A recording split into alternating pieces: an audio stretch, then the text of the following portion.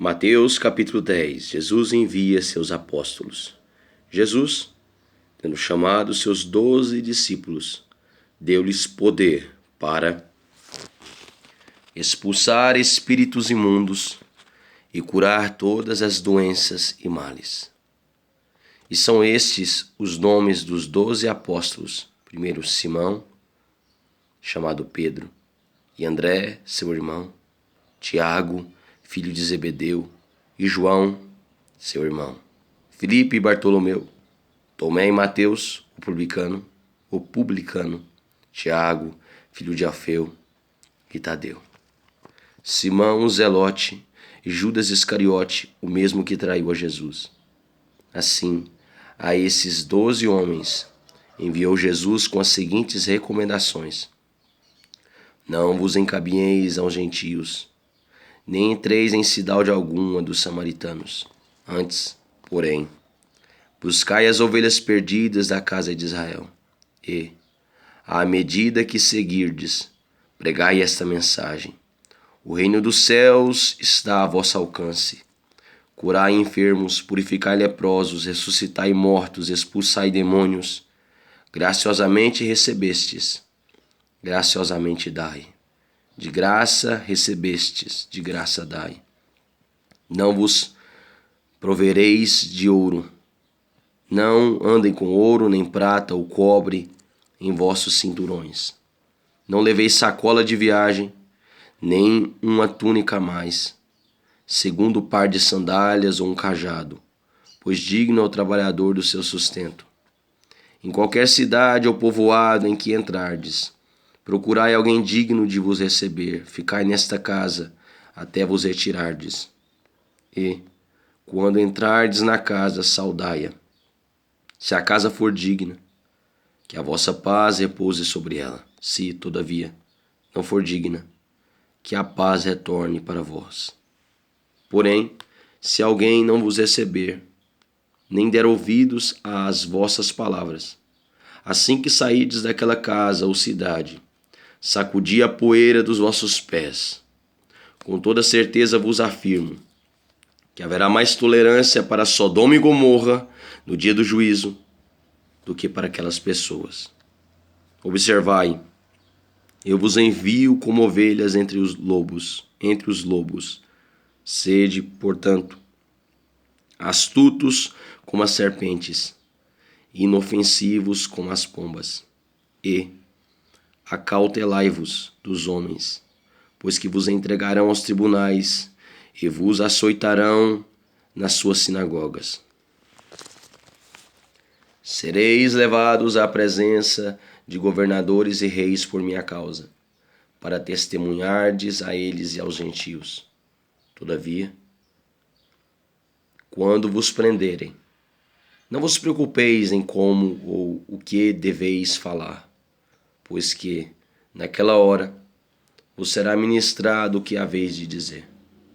Isso porque não sois vós que estareis falando, mas o Espírito de vosso Pai é quem se expressará através de vós.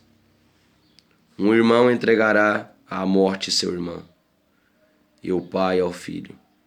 E os filhos se rebelarão contra seus pais e lhes causarão a morte. E, por causa do meu nome, sereis odiados de todos. Contudo, aquele que permanecer firme até o fim será salvo. Quando, porém, vos perseguirem num lugar, fugi para o outro. Pois com toda certeza vos asseguro que não tereis passado todas as cidades de Israel antes que venha o Filho do Homem. O pupilo não está acima, o discípulo não está acima do seu mentor, do seu mestre, nem o escravo acima do seu amo, do seu senhor. Basta ao discípulo ser como seu mestre, e ao servo ser como seu senhor. Se chamaram de Beelzebu, filho do diabo, ao cabeça da casa.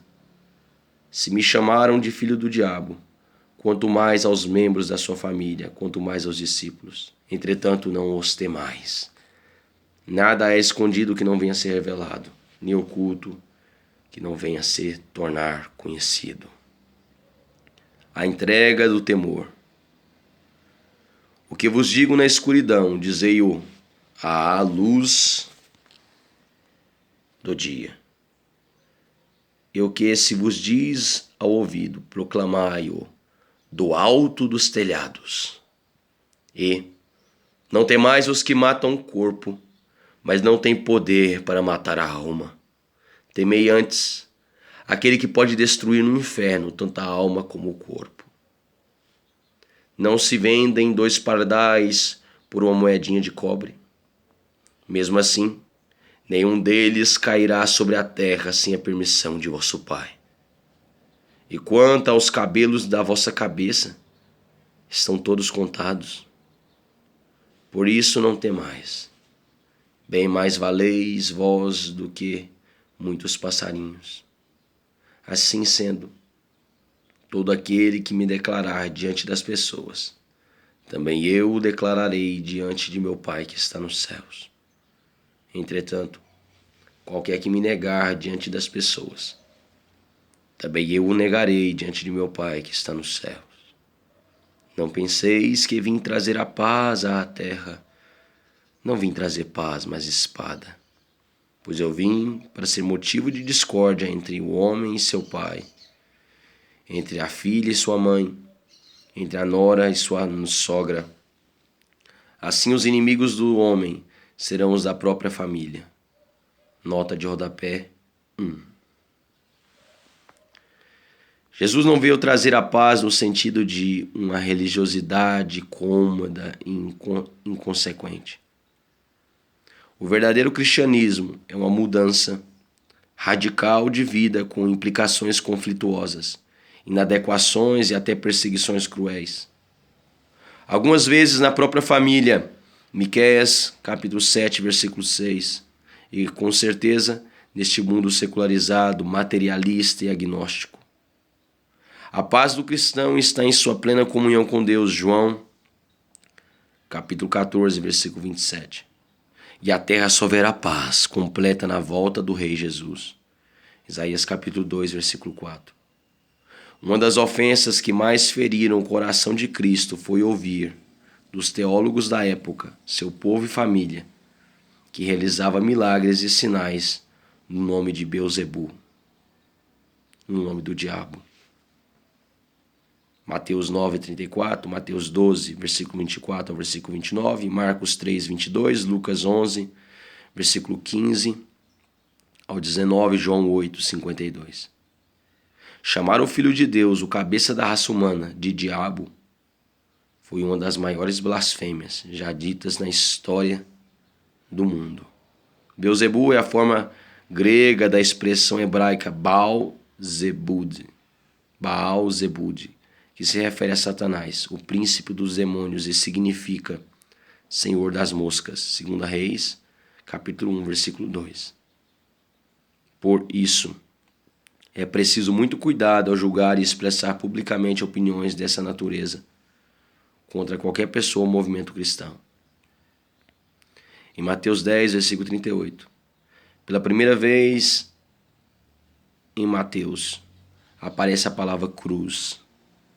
Os cristãos não devem buscar o sofrimento nem se desesperar diante dele, mas ter a atitude de Jesus, enfrentar as circunstâncias com fé e humildade e buscar coragem.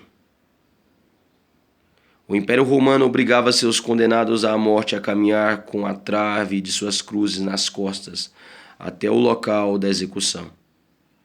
Os discípulos já haviam visto milhares de judeus serem crucificados. Por isso essa ilustração, metáfora de Jesus, foi tão significativa. O crente, salvo por Cristo, deve carregar consigo a mesma cruz, renunciar a si mesmo, para servir com total dedicação ao Senhor Jesus.